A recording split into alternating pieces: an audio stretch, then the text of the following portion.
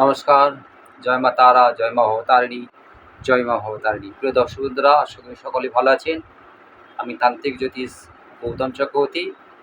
আমার এই চ্যানেলে সমস্ত রকম আধ্যাত্মিক ভিডিও, যেমন বশীকরণ, বাস্তু বিচার, হস্তরেখা বিচার, কুষ্টি বিচার এবং তন্ত্রমন্ত্র কার্য করে থাকি এবং দিয়ে থাকি।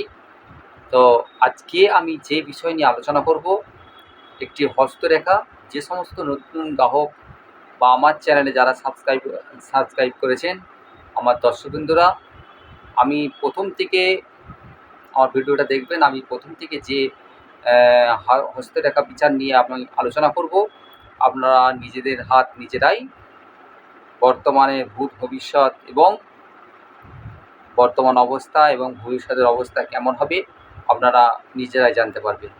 তো প্রিয় দর্শকবৃন্দরা, এখনও যারা আমার চ্যানেলটিকে সাবস্ক্রাইব করেনি, মা ভবতারিণী জ্যোতিষ কার্যালয়, ভবতারিণী জ্যোতিষ কার্যালয়টি আপনারা সাবস্ক্রাইব করবেন। আমি বিভিন্ন রকম তন্ত্রমন্ত্র ক্রিয়া দিয়ে থাকি, আপনারা উপকার পাবেন। আজকে যে বিষয় নিয়ে আমি আলোচনা করব সেইটি একটি হস্তরেখা বিচার। আমি পরপর ভিডিও দিয়ে যাব, তো আপনারা নিজেদের হাত নিজেরাই বুঝতে পারবেন এবং বর্তমান ভূত ভবিষ্যৎ আপনারা জানতে পারবেন।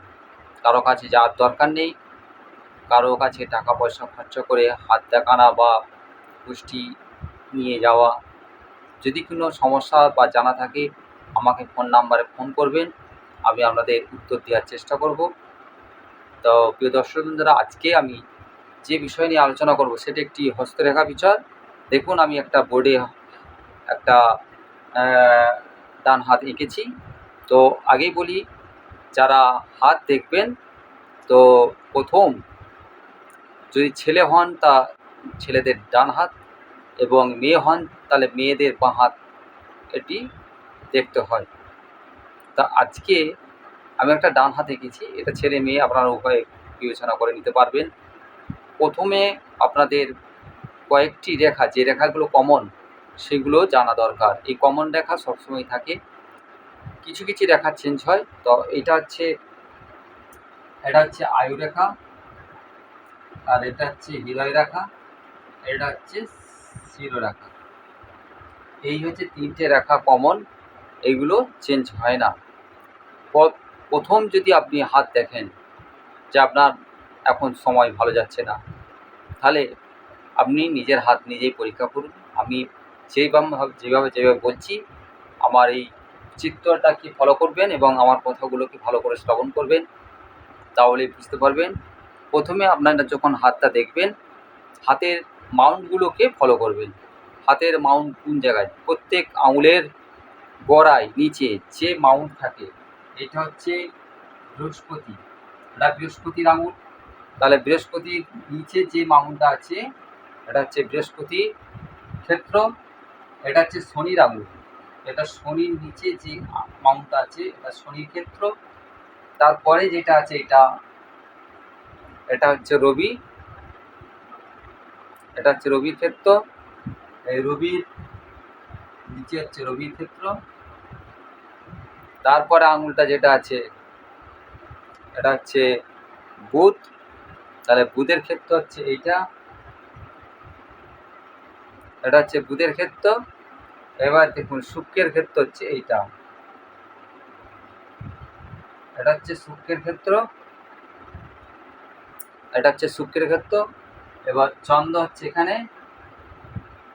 চন্দ্র এখানে, কেতু হচ্ছে আপনার এখানটায়, প্রথম মঙ্গল হচ্ছে আপনার এখানটায়, দ্বিতীয় মঙ্গল হচ্ছে এখানটায়, আর রাহু স্থান হচ্ছে আপনার এখানে।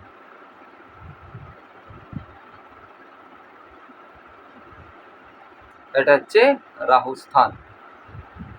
তাহলে এই হচ্ছে আপনার হচ্ছে 9টা গ্রহের ক্ষেত্র। তো এখন যে বিষয়টা আপনার ফার্স্ট দেখবেন সেটি হচ্ছে প্রত্যেক জায়গায় যে আমি মাউন্টগুলো বললাম, এই মাউন্টগুলো ভালো দেখে নেবেন, পরিপুষ্ট আছে কিনা দেখে নেবেন, এবং মাংসলো এবং দাবছে কিনা। যদি সলিড পঞ্চের মতো হয়, মাংসলো উচ্চ, তাহলে জানবেন আপনার সেই গ্রহ ভালো আছে, উচ্চ আছে। এবার যেই ক্ষেত্র দেখবেন যে নিচস্থ, তাহলে জানবেন সেই ক্ষেত্র দুর্বল বা নিচু। ধরুন বৃহস্পতি হাই আছে, তাহলে জানবেন বৃহস্পতি তুঙ্গে। শুক্রের ক্ষেত্র, এই শনির ক্ষেত্র উঁচু আছে, তাহলে জানবেন শনির ক্ষেত্র ভালো আছে। রবির ক্ষেত্রে, রবির নিচে এখানটা মাউন্টটা যদি মাংসল ভরাটি হয়, কোনো গর্ত না থাকে, এবং যদি কোনো না তিল থাকে, তাহলে জানবেন যে আপনার রবি ভালো আছে। এবং রবি রেখাটা নিয়ে আমি আলোচনা করব। রবি রেখা থাকলে এরপর রেখা নিয়ে যাব, তা আগে আপনি মাউন্টগুলো দেখে নেবেন। এবং আপনার হাতটা যেন গোলাপি রঙের হয়, এবং হাতটা যেন লম্বাটে এরকম চৌকো হয়। এরকম চৌকো যদি হয় তাহলে আপনার হাত খুবই ভালো। আর যদি হাত আপনার হচ্ছে লম্বাটে হয় তাহলে মধ্যম, এবং এরকম স্কোয়ার যদি বর্গক্ষেত্রের মতো হয় তাহলে জানবেন আপনার হাত খুবই ভালো আছে। এবং হাতের মাউন্ট যদি প্রত্যেকটা সমানতাল থাকে, হাত যদি মাউন্টগুলো সবসময় উচ্চ থাকে, ভরাটি থাকে, তাহলে জানবেন আপনার হস্তে সমস্ত গ্রহই ভালো আছে।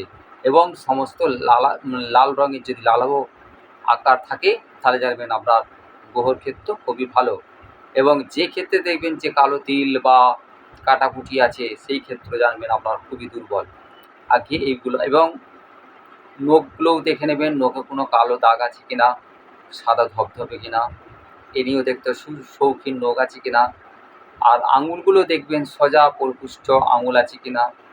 এই কটা জিনিস, কতকগুলো জিনিস আপনাকে প্রথম স্টেপে লক্ষ্য করতে হবে, যে আঙুলগুলো শৌখিন সুগঠন আছে কিনা, আঙুলগুলো এবং নখগুলো সুগঠন আছে কিনা, এবং হাতের যে মাউন্টগুলো বা চৌকো ক্ষেত্রটা, যে লাল রঙের আভা আছে কিনা, এবং গোলাপি রঙের আভা আছে কিনা, এবং মাংসলো পরিপুষ্ট আছে কিনা, সেইটা দেখে নেবেন। তাহলে জানবেন আপনার সমস্ত গ্রহই খুবই ভালো।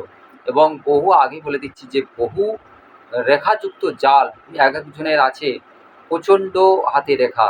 এই রেখা খুবই খারাপ, অতি দারিদ্র ডেকে আনে। এই রেখাগুলো থাকলে জানবেন সে হাত খুবই বাজে হাত।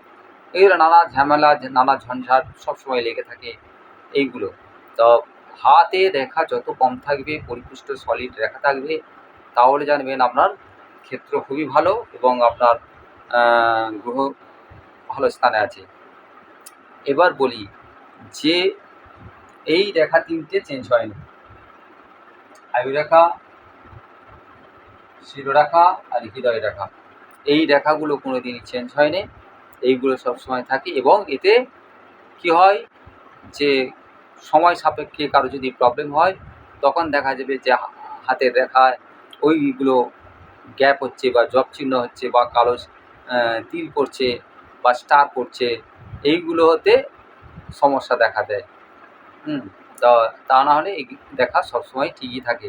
এবার দেখা যাবে আপনার হাতে যে বিষয় নিয়ে জানতে চাইবেন সেইটাই আজকে আমি বলবি। এই যে জানালাম যে আপনাদের হাতের ক্ষেত্র কেমন হবে, হাতের রেখাগুলো কোনগুলো ভালো, সেই ক্ষেত্রেগুলো দেখে নিলাম।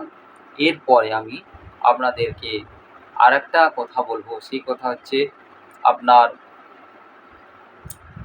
হাতে যদি রবি রেখা থাকে, তাহলে জানবেন আপনার ব্যবসা বাণিজ্য খুবই ভালো হবে। তো আমি এই বিষয় নিয়ে সেকেন্ড ভিডিও আমি দেব। এই পর্যন্তই আজকে। আমি পরের ভিডিওই আপনারা জানতে পারবেন বিভিন্ন রেখা সম্বন্ধে আলোচনা করব। আশা করি দর্শকবৃন্দরা ভালো থাকুন,